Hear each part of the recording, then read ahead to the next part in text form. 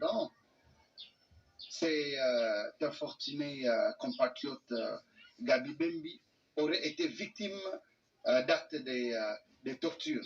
C'est inadmissible qu'un compatriote perde la vie entre les mains de ceux qui sont supposés protéger cette vie. Si aux agents de l'ordre revient le droit d'interpeller les auteurs d'une quelconque infraction, il ne leur est pas reconnu le droit de torturer ou de mettre un terme à la vie d'un compatriote, quelque crime qu'il ait commis.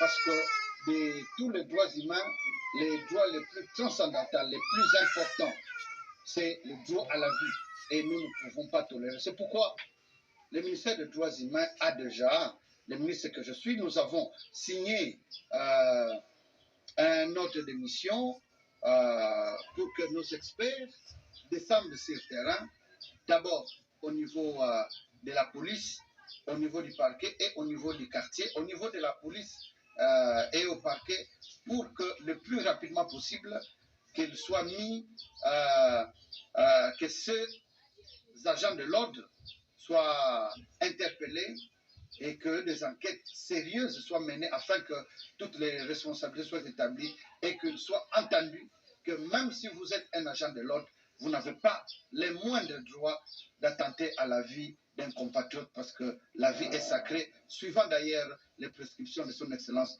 Monsieur le Président de la République, Félix Antoine Tshisekedi Tshilombo, qui se bat pour la promotion des droits de l'homme en République démocratique du Congo. Je vous remercie. Le ministre des Droits humains, Albert Fabrice Puela, a reçu dans son bureau de travail l'ambassadeur des États-Unis d'Amérique en RDC. Les deux personnalités ont échangé sur la situation des droits de l'homme en République démocratique du Congo, ainsi que l'implémentation de la justice transitionnelle.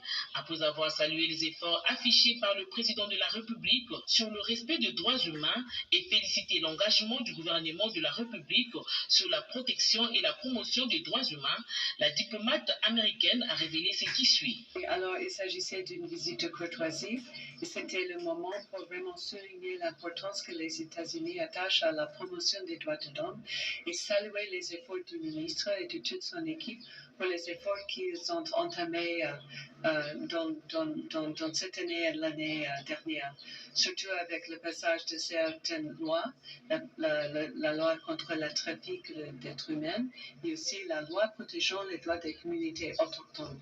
Donc, j'ai salué toutes ces avancées. J'ai aussi affirmé la volonté des États-Unis d'accompagner le gouvernement.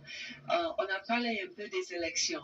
Nous savons que pendant l'époque des élections, parfois la situation devient un peu tendue et c'est d'ailleurs beaucoup plus important à ce moment de vraiment redoubler les efforts pour assurer la protection des droits qui sont liés aux élections libres et transparentes, le droit de manifester, le droit d'expression, la liberté de faire les campagnes. Donc, je pense que nous sommes dans la même ligne et je suis vraiment contente de savoir toutes les activités qui ont été entamées par le ministre et son équipe. On est ensemble par rapport à la protection des droits humains. Concernant la justice transitionnelle, Lizzie Tamlin, ambassadeur des USA en RDC, a promis de s'impliquer dans le processus de consultation nationale pour que la mise en œuvre de la justice transitionnelle